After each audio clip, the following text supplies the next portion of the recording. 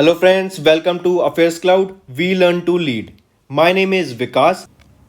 So friend, in this video we'll be discussing some of the most important current affairs of the topic national affairs for the April month. The video will be very helpful to you, so do watch the video till the end. Hit the like button, share the link of this video with your friends, and if you haven't subscribed to our channel, do subscribe. So friends, we'll start with our video, but before that we have something important to tell you about. We have an app by the name Carriers Cloud which you can go and download through the Play Store. Once you have downloaded the app, you will open the app and you will see this type of screen. In this, you can go and log in with your Google account, that is your Gmail ID. Then once you have logged in, then you will be moved to this page where you can see a window. If you click on the current affairs section here, then you will be moved to this page. Now this is where magic happens. This is the course where there are two courses provided by us. First, you should know it is of 1 year and 2 years. So choose your course accordingly. What we are providing and what is the reason behind that you should purchase course of current affairs from us, and what are the important details about it. First thing, you should know that we provide you current affairs in both English and Hindi. Okay. Also, we provide you here current affairs daily. PDFs are provided daily. The important factor here to remember is we are providing PDF to you daily. Okay, that contains question answers of the daily current affairs. They are explained in a much easy way where you can grasp the knowledge and do your revision. Okay, apart from app, we provide you with question answers. Then on every day we provide you 20 question answers quiz, daily 20 questions quiz. So imagine how much it will benefit you in your preparation. Then we provide you same thing for weekly. In weekly we take a quiz of 50 questions. Then question answers of week, we provide you a book, PDF is provided you weekly of the compiled questions of the whole week. Similarly for monthly also, ebook is given, your quizzes are taken, question answers PDF. Then apart from it, we also help you to prepare for banking papers. All the banking exams you can go refer to our videos and our courses here. You can see here that we provide you banking and economic quiz of 157 questions. Okay, then topic wise PDFs are covered. As you can see, we are making videos on indexes and reports, important days, the books and authors, all the events that are taking place in individual months. So these PDFs are provided to you and they will help you a lot in your preparation for journal awareness, your journal studies, as well as for current affairs. Then you can see we also provide you current affairs for state-wise current affairs are provided to you. Apart from this, I have a gift for all of my friends here. If you use my code Vikas10, you will be getting a straight 10% discount on the purchase you make. So when you are about to check out and do the payment, just before the payment, you will be getting an option to use the promo code. There you can put the Vikas10, the code, and you will be getting an extra 10% discount on the total purchase you make there. So let's start with our video. So friends, the first is about Vajra Prahar. Vajra Prahar is a joint military drill that was carried out between India and USA. Alright, remember Vajra Prahar, and this joint military drill was carried out in which location? It was carried out in Himachal Pradesh. Let's look at the data first. The 11th edition of the India-US Special Force exercise Vajra Prahar that was conducted at Special Force Training School at Baklo in Himachal Pradesh. An important thing, it was carried out in Himachal Pradesh, Vajra Prahar. It is between India and USA and it was the 11th edition of this joint military exercise between India and USA. Then the main objective of the exercise is to enhance the interoperability between the special forces of the two countries. Vajra Prahar is conducted alternatively between India and US. That means once in first year it will be conducted in India, then next time it will be conducted in USA. The navies of India and United States conducted a 2-day passage exercise PASEX in the Bay of Bengal from March 28-29. Alright, this is also important. Then if we talk about India Special Forces, the three branches of the Indian Armed Forces have separate forces unit: Para SF India Army, Marcos Indian Navy, and Guard Commando Force of the Indian Air Force. Alright, so if we look at the important things that you need to remember here is, first is Vajra Prahar. Alright, Vajraparar. It is conducted between India and USA. It was the 11th edition of the joint military exercise, and this time in 2021 it was conducted where? It was conducted in Himachal Pradesh, and to be precise it was conducted at Special Force Training School at Bakalo. All right, then another thing, another military naval exercise between the navies of India and USA was PASEX, and this was conducted in which region? It was conducted in Bay of Bengal. All right, moving on. Next is Indian Navy's INA Squadron 310 celebrated Diamond Jubilee. All right, the Indian Naval Air Squadron 310, popularly known as the Cobra, celebrated their Diamond Jubilee on 21st of March 2021. The air squadron was commissioned in France in 1961, and it has been continuously serving the Indian Navy from INS Hansa for the last 60 years. INAS 310, equipped with surveillance and electronic warfare equipment, continuously monitors Indian coastline. It has also participated in various operations such as Operation Vijay in 1961, Indo-Pakistani War in 1965, and in 1971 also, then Operation Pawan in 1987, Kargil Wall in 1999, and Operation Parakram in 2001 to 2002. All right, so which squadron celebrated the Diamond Jubilee recently? It was your Indian Navy's INAS 301, also known as Cobras. Next is Lieutenant Governor Manoj Sinha attended the 4th edition of the Purvanchal Festival Mati. This festival Mati was conducted where? It was conducted at the India International Center at New Delhi. Remember this Mati, the Jammu and Kashmir Lieutenant Governor Manoj Sinha attended the 4th edition of the Purvanchal Festival Mati.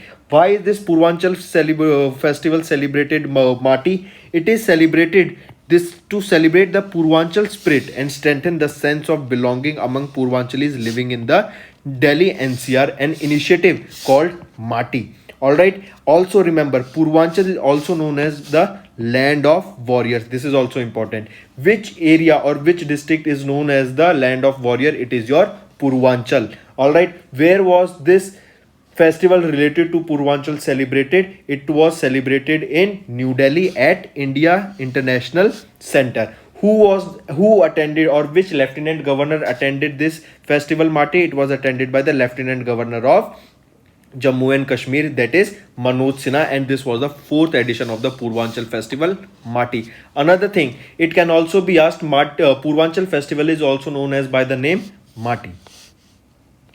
Next we'll be talking about BIMSTEC. BIMSTEC External Affairs Minister Dr. Jaishankar has attended the 17th ministerial meeting of the BIMSTEC. Question will be, who attended the 17th edition of the BIMSTEC ministerial meeting? It was our External Affairs Minister Dr. S. Jaishankar. What is the full form of, first of all, tell me, BIMSTEC?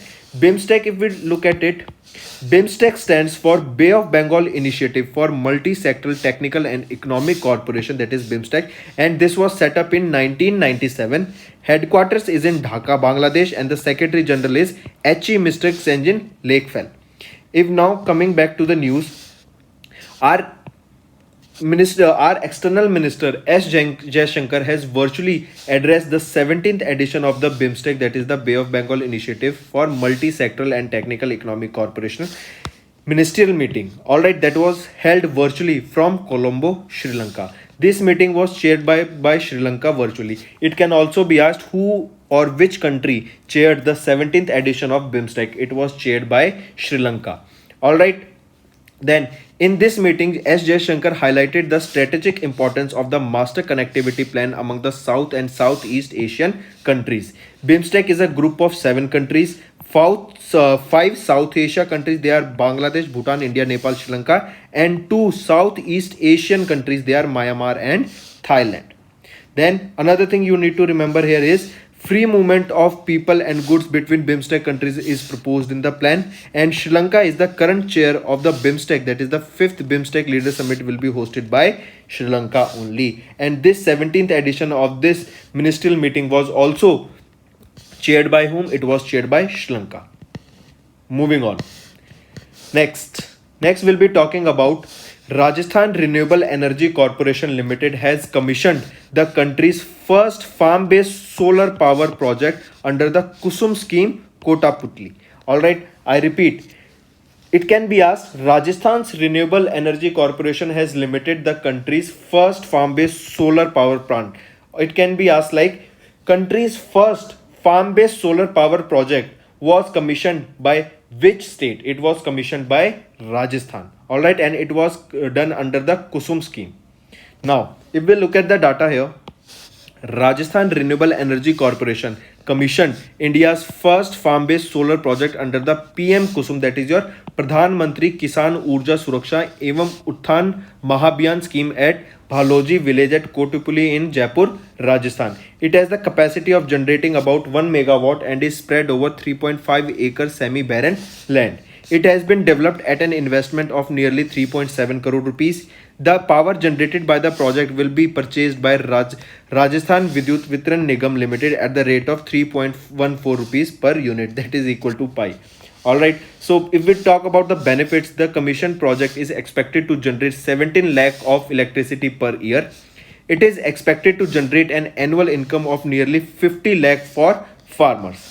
This PM Kusum was launched by the Ministry of New Renewable Energy in 2019. It was launched with the objective of providing financial and water security. The target is to add solar and other renewable capacities of 25 to 25,750 megawatts by 2022 with the financial support of 34,000 crore rupees. If we talk about Rajasthan, Chief Minister is Ashok Gehlot and the capital is Jaipur.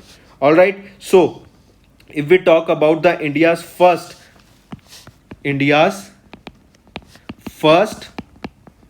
farm-based solar power project, first farm-based solar power project, where it will be set up? It will be set up in Rajasthan. First thing, state's name. Then next thing you need to know, this will be set up under which scheme? It will be set up under PM Kusum. Do remember these things.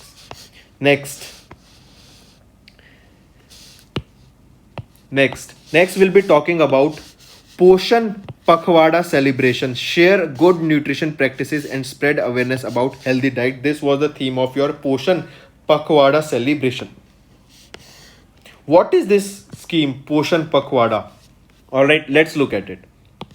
The Ministry of Women and Child Development celebrated Poshan Pakhwada Nutrition Fortnight across the India under Poshan Abhiyan, that is your Prime Minister's overarching scheme for holistic nutrition or National Nutrition Mission from March. It is a mission for creating awareness on nutrition and importance of nutrition in lactating mother and adolescent child. Remember this. This particular mission is for creating awareness not just on the healthy diets and the nutrition, but for the nutrition or the importance of nutrition on children and lactating mother and the adolescent child. Alright, so this is your Poshan Pakhwada. The key focus areas for Poshan Pakhwada 2021 are addressing nutritional challenges through foods, forestry and organizing Poshan Panchayats. Then MWCD, what is this MWCD? This is your Ministry of Women and Child Development, was the nodal ministry for coordinating activities during the Poshan Pakhwada. In the State Union Territories, Department of Women and Child Development Social Welfare Department will be the nodal department for Poshan Pakhwada. What is this Poshan Abhiyan for elderly? The Ministry of Social Justice and Empowerment is aiming to launch Poshan Abhiyan for the elderly. It will provide nutrition support for the indigent elders, any elders who are frail, sickly or with a disability and without pension or permanent source of income, who are victims of severe malnutrition, by focusing on the procuring locally available health food material and serving hot cooked midday meals. This is basically to provide and help elderly people who cannot sustain themselves, who cannot feed themselves. Alright, to provide them nutrition so that they can do their work daily and live a healthy life actually. So this is your Poshan Abhiyan for elderly. Implementing agencies are Gram Panchayat and urban municipalities, and the funding sector is Senior Citizen Welfare Fund. Next we'll be talking about TRIFED. TriFed has launched Sankalp Se Siddhi, a village and digital connect drive. This is important, all right, and pay attention to it. On April 4th of 2021, the Tribal Cooperative Marketing Development Federation of India, that is your TriFed, under the Ministry of Tribal Affairs, MOTA, has launched Sankalp Se Siddhi, a village and digital connect drive. The main aim of this drive is to transform the tribal ecosystem across the country and activate the Van Dhan Vikas Kendras in the all tribal areas.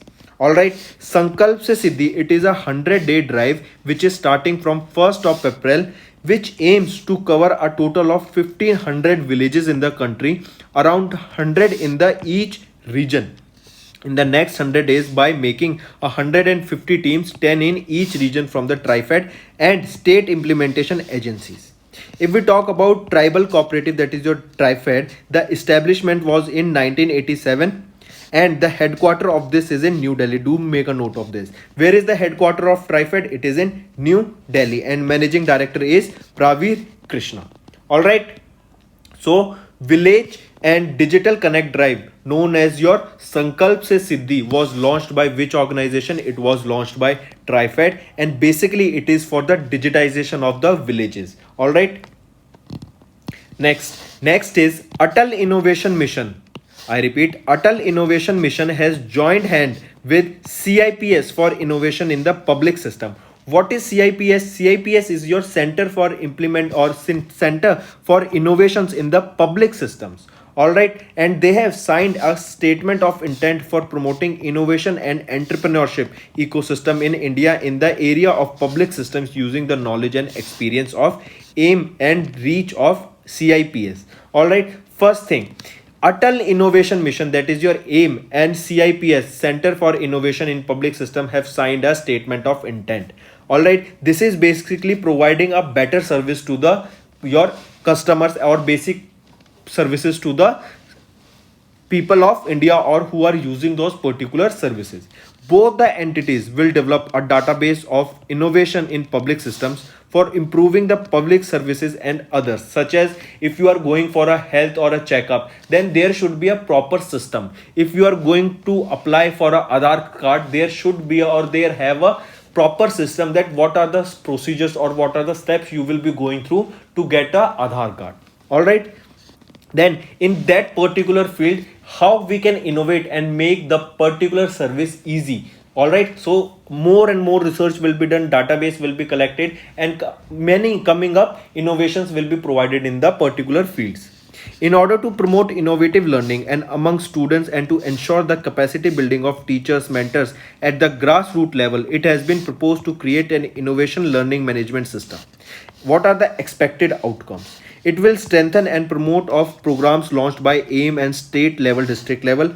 It is also expected to strengthen the AIM Mentor of Change program.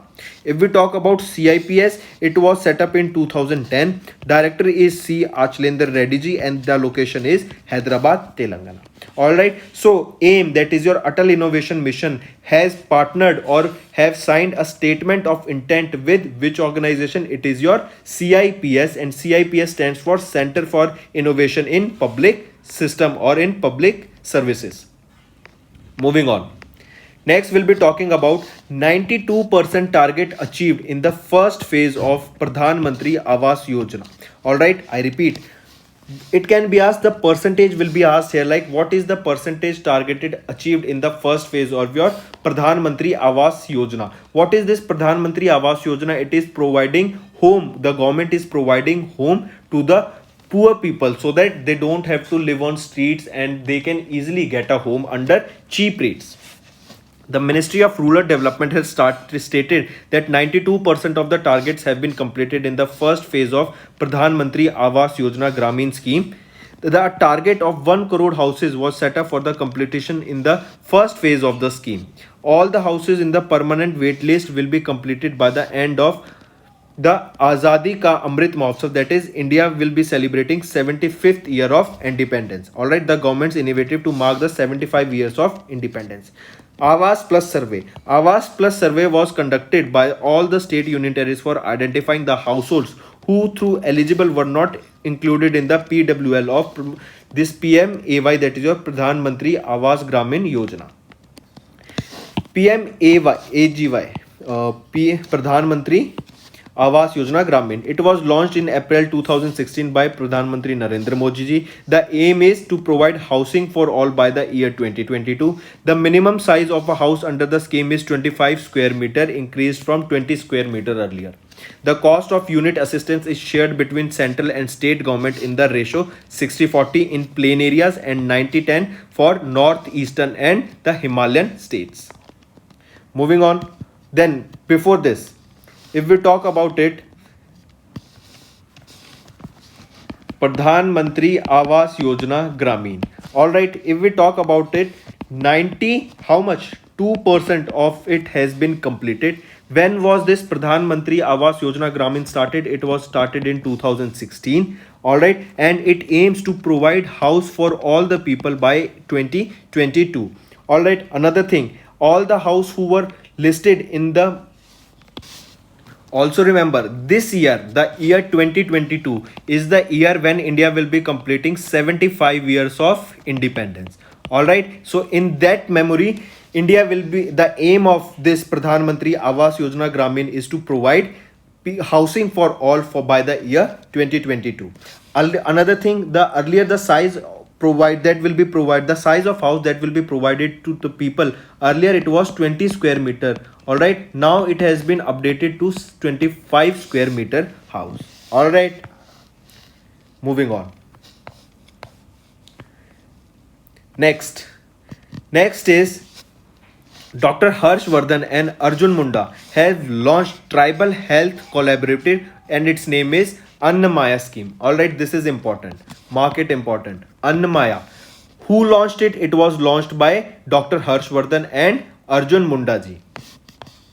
If we look at the data, Dr. Harshvardhan, who is our Union Minister for Health and Family Welfare, along with Arjun Munda, who is the Ministry of Tribal Affairs, have launched Annamaya, the Tribal Healthcare Collaborative. That means providing proper nutrition, health and nutrition to the tribal people of India. The objective of this Annamaya is to coverage efforts of various government agencies and organizations to enhance the health and nutrition status of the tribal communities of India. The supporting partners are Piramal Foundation and Bill and Melinda Gates Foundation, that is BMGF. Activities to be undertaken are set up a national council on tribal health to drive policy initiatives in tribal health, establish a health cell to monitor healthcare delivery in the tribal areas, devising mechanisms to implement the tribal health action plan. And if we talk about MOTA, the Union Minister is Arjun Munda ji and Minister of State is Renuka Singh Saruta. All right, so who launched this Annamaya? It was launched by Dr. Harshvardhan and Arjun Munda, and this is for providing proper nutrition to the tribal peoples of India, and it is Annamaya scheme.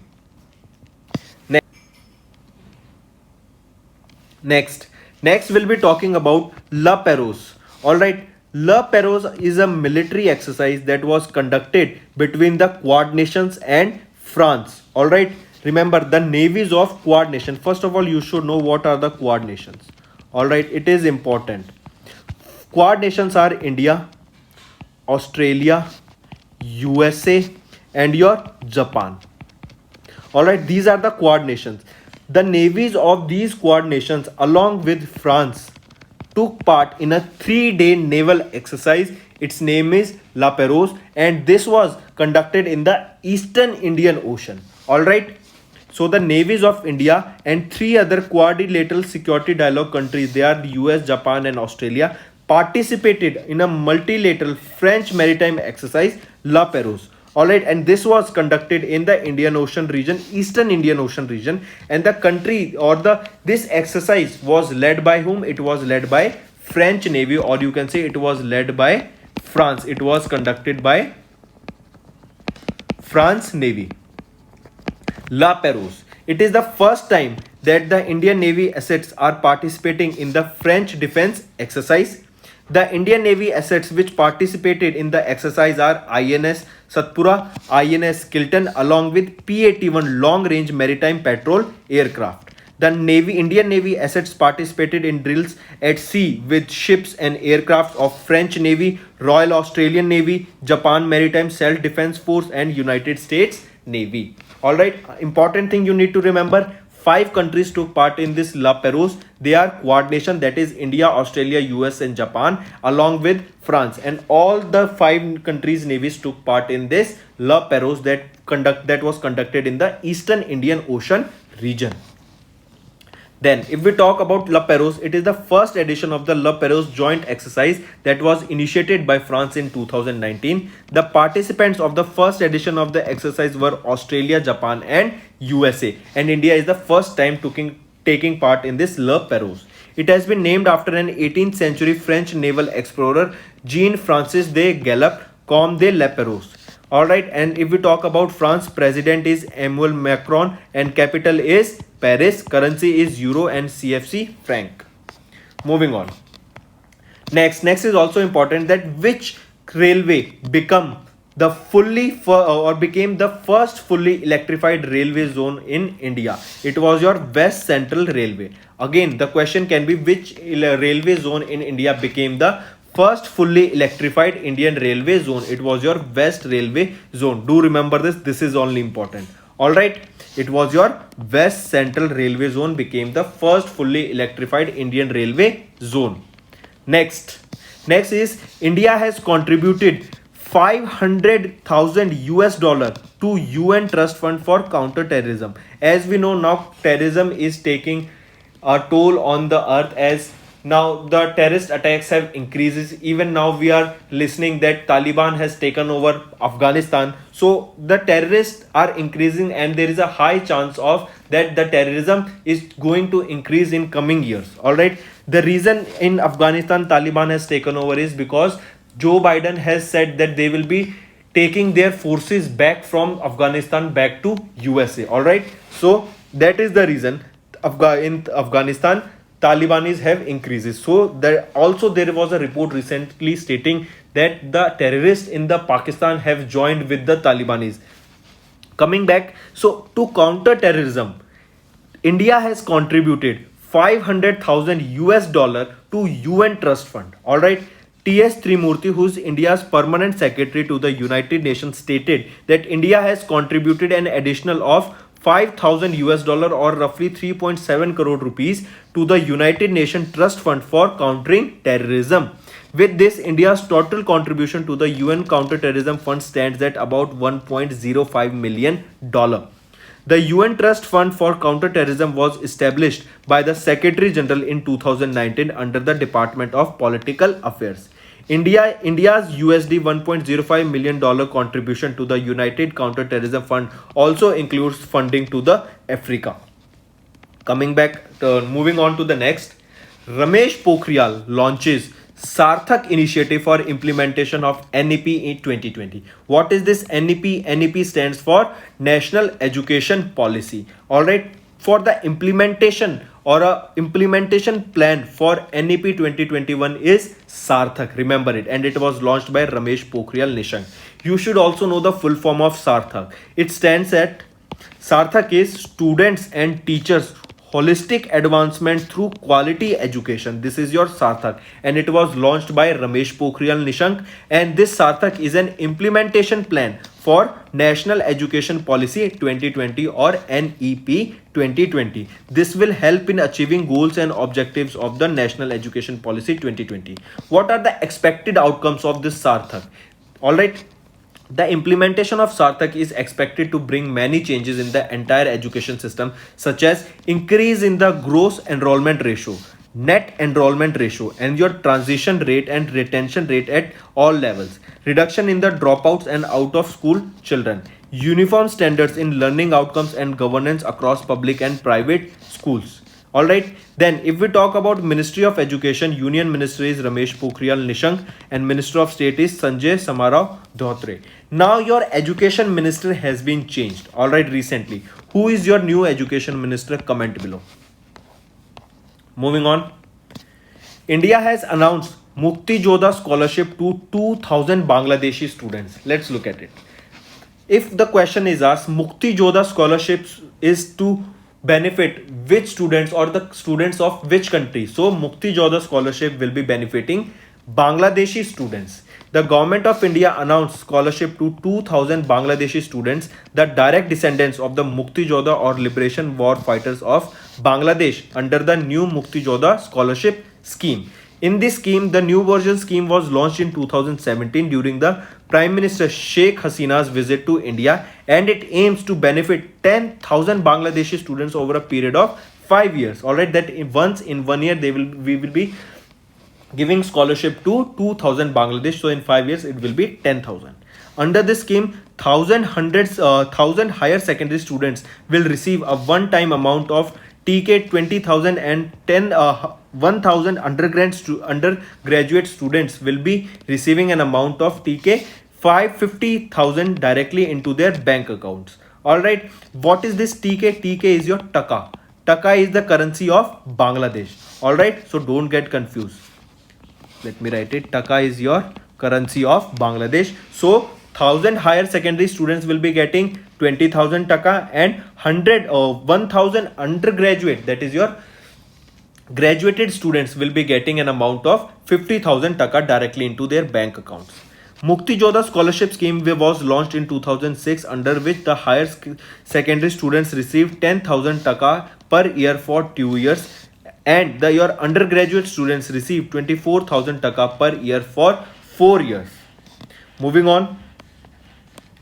On 26th of March, during the first day of his visit to the Bangladesh, Prime Minister Narendra Modi announced Swarna Jayanti Scholarship, a research fellowship for the youths of Bangladesh. So remember, there are two scholarships now. One is your Mukti Jodha scholarship, and second is your Swarna Jayanti scholarship for the students of Bangladesh. Alright, the fellowship is an annually awarded to outstanding research by young scientists in biology, chemistry, environmental science, engineering, mathematics, medicine, and physics.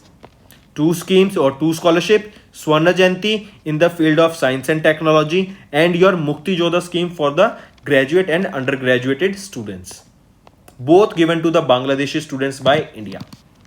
Next, moving on. Next is your NCML signed an MOU with ASCI to provide skill training in the agriculture sector. The NCML, what does it stands for? It is your National Collateral Management Limited has signed an MOU, that is your Memorandum of Understanding, with the Agriculture Skill Council of India to provide skill training in the agriculture sector. The aim is to bridge the gap between the current vocational education programs and the corresponding industry requirements and expectation, and to provide practical professional skill training and recognition of prior learning as per Pradhan Mantri Kaushal Vikas Yojana. The skill training in the agriculture sector, this will enable a continuous learning framework that will lead to the training and development of resources in the agriculture industry and the agriculture warehousing industry. If we talk about the process, this process is divided into three parts with training courses, prior learning, and special projects. According to the National Skill Qualification Framework, ASCI will cater the occupational standards for various job roles. So this your NCML, National Collateral Management Limited, had signed in an MOU with Agriculture Skill Council of India to provide skill training to the people related to agriculture sector. Next we'll be talking about Indian Institute of Science Bangalore and Calcutta University has ranked best in India as per ARWU ranking. What does ARWU stands for? This is your academic ranking of world universities. Alright, ARWU. According to this ARWU ranking of 2020, IISc, that is your Indian Institute of Science in Bangalore, and Calcutta University were ranked the best universities in India. Let's look at the report. As per the ARW 2020 ranking released by Shanghai Ranking Consultancy, so who releases this academic ranking of world universities? It is released by Shanghai Ranking Consultancy. The Indian Institute of Science in Bangalore was ranked as the best higher education institute in India, while Calcutta University was ranked as the best university in India. At global level, Harvard University in USA was ranked the best university, followed by Stanford University in USA, and then the third was the Cambridge University in UK. Alright, so and who is an annual publication. This ARW is published annually. Coming to the rankings. World ranking, if we talk about, the first was Harvard, second was Stanford, and third was University of Cambridge. Then coming to the best regional, that means in India, the first was IISc. This is the must you need to remember. IISc Bangalore was ranked as the best rank in the institute's best institute ranking in India. Director of IISc is Govindan Ragaranjan and location is Bangalore, Karnataka, and this was established in the year 1909, that is 1909. Next is also important. Next we'll be talking about Asia's largest fulfillment center will be developed in India's Gurugram district of Haryana, and who will be developing it? It will be developed by Flipkart. Moving on. Next is your Niti Aayog has launched an online dispute resolution handbook that will help to resolve disputes outside of courts. I repeat, to resolve the disputes outside the courts, Niti Aayog has launched an online dispute resolution handbook. Alright, this is important. Online dispute resolution handbook will be released by whom or will be launched by whom? It will be launched by Niti Aayog. And what is the work or why online dispute resolution handbook will be released by Niti Aayog? It will help to resolve the disputes outside the courts. So if we look at the data, on 10th of April 2021, Supreme Court Justice D.Y. Chandrachandu released the first of its kind online dispute resolution ODR handbook. Alright, this was developed by Agami and Omidyar Network in India. Who developed the ODR handbook, that is your online dispute resolution handbook? It was developed by Agami and Omidyar Network India. The handbook was developed in association with the Niti Aayog with support of ICICI Bank and Ashoka Innovators for the Public Triage, Dalbagh Dwara and NIPFP. Important thing you need to remember is Niti Aayog was held by ICICI Bank, because the name of the bank can also be asked, like which bank or with the help of which bank Niti Aayog developed this or launched your ODR handbook. Then ODR handbook features the insights and learnings to equip a person to successfully adopt ODR. ODR is a mechanism to resolve disputes collaboratively outside the court.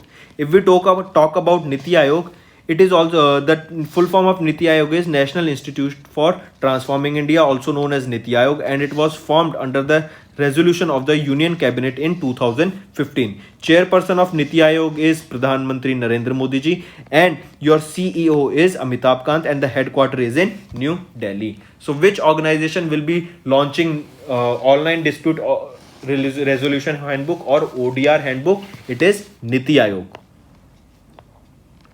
Next we'll be talking about Hindustan Unilever Limited and Google has partnered with My Government India to jointly formulate an AI, that is your artificially intelligence driven agriculture hackathon. Very important. Alright, question will be, agriculture hackathon will be conducted which will be based on artificial intelligence. Which two organization partnered with My Government India? It is your HUL, that is your Hindustan Unilever Limited, and your Google has partnered with MyGov India to jointly formulate an artificially intelligence driven agriculture hackathon. Alright, then the target is to encourage startups and institutions for finding innovative solutions to address India's water scarcity problem using the artificial intelligence. If we talk about Hindustan Unilever Limited, chairman and MD is Sanjeev Mehta. Headquarters is in Mumbai, Maharashtra. And if we talk about Google, the founders are Larry Page and Sergey Brin. That was launched in 1998 and the parent organization is Alphabet Inc. Coming back, which two organizations partnered with My Government for launching AI based agriculture hackathon? It was your Hindustan Unilever Limited and Google. Moving on. Next is also an important news that you need to know, that DRDO has recently opened up a missile production to private sector. That means now any individual private company can help in the missile production with the DRDO. Alright, important news. Do take a note of it. Next is Niti Aayog has launched Poshan Gyan, a national digital repository on health and nutrition. I repeat, Poshan Gyan was launched by whom? It was launched by Niti Aayog, and Poshan Gyan is a national digital repository on health and nutrition. Niti Aayog launched the website Poshan Gyan, which is a national digital repository on health and nutrition. It has been developed in collaboration with Bill and Melinda Gates Foundation and Center for Social and Behavior Change of Ashoka University. It is a collection of communication materials created by the government agencies and other development organizations for tackling the challenges of knowledge awareness and behavior change in the nutrition sector. Poshan Gyan repository was conceptualized as a resource enabling search of communication materials on 14 thematic areas of health and nutrition. If we talk about Center for Social and Behavioral Change, directory is Pawan Mamidi, and location is in New Delhi. If we talk about Bill and Melinda Gates Foundation, co-chairmen are Bill Gates and Melinda Gates. CEO is Mark Suzman and the headquarters is Seattle, Washington in USA. Coming back, who launched this Poshan Gyan? It was launched by Niti Aayog and it is a digital repository of nutrition information. All right. Next is your Ahar Kranti. Harshvardhan has launched this new mission called Ahar Kranti, and this Ahar Kranti is basically a mission that will help in creating awareness of the importance of balanced diet. All right, that means balanced diet is very important. This is the reason this Ahar Kranti was started by or launched by Harshvardhan. Harshvardhan launched new mission called Ahar Kranti, and the aim of the mission is to raise awareness of the importance of nutritionally balanced diet and the importance of accessibility to all local fruits and vegetables. All right. Then the motto of the mission is Uttam Ahar Uttam Vichar, or good diet, good cognition. Mark this. It can be asked like what is the mission of the Ahar Kranti, and it is Uttam Ahar Uttam Vichar in Hindi and good diet, good cognition in English. So both you have to remember. It aims to achieve nutritional balanced diet by emphasizing on consumptions of locally sourced fruits and vegetables. The program aims to address the problem faced by India and the world called hunger and disease in abundance. Next is your Tika Utsav. All right, India started this Tika Utsav, that is your vaccine festival, to combat the COVID-19. This was a Tika Utsav was a 4-day COVID-19 vaccine festival that was started on 11th of April 2021. That is the birth anniversary of Mahatma Jyotiba Phule, and continued till 14th of April, that is the birth anniversary of Baba Sahib Ambedkar. Alright, this is important. 11th is the birth anniversary of Mahatma Jyotiba Phule and 14th is the birth anniversary of Baba Sahib Ambedkar. And this Tika Utsav is a vaccination festival to combat COVID-19 and to encourage people to get. Next is your about Uniform Civil Code. What is Uniform Civil Code? This states that the rules for all the people will be same irrespective of their religion. All right, that means all the religion communities that are in India have to follow the same rules. All right, so which state became the first in India to have a uniform civil code? It was Goa, and this is very important. Recently, Chief Justice of India, that is S.A. Bobde, appreciated the Uniform Civil Code of Goa. Goa is the only Indian state to have a UCC, that is your Uniform Civil Code. The UCC called for the formulation of one law for India which would applicable to all religious communities in matters such as marriages, divorce, inheritance, adoption. Goa Civil Code, also known as the Goa Family Law, is based on Portuguese Civil Code which was introduced in 1870. In Indian Constitution, UCC is placed among the non-justicable directive principle of state policy under Article 44. It can also be asked, Uniform Civil Code comes under which article? It comes under Article 44. This is important. Next and the last topic for this video is CII IGBC has launched a mission on net zero carbon and the targeted year is 2050. First of all, what is IGBC? IGBC is your Indian Green Building Council. I repeat, Indian Green Building Council, and CII is your Confederation of Indian Industry. So the Confederation of Indian Industries, which is the part of IGBC, that is Indian Green Building Council, has launched a mission on net zero carbon mission to remove or reduce the carbon, or that means net zero carbon is basically if you are doing any work, that means the amount of carbon released in atmosphere is zero. All right, so and the objective or the targeted year for this is 2050. The objective is the mission was launched with an objective to abolish the carbon emission in India. Targeted year is net zero carbon emissions by 2050. As a part of this mission, around 250 leading organizations from India building sector have committed to achieve net zero status for their new and existing buildings. India is committed to reduce emission intensity by 32 to 35% by 23 over 2005 levels. All right.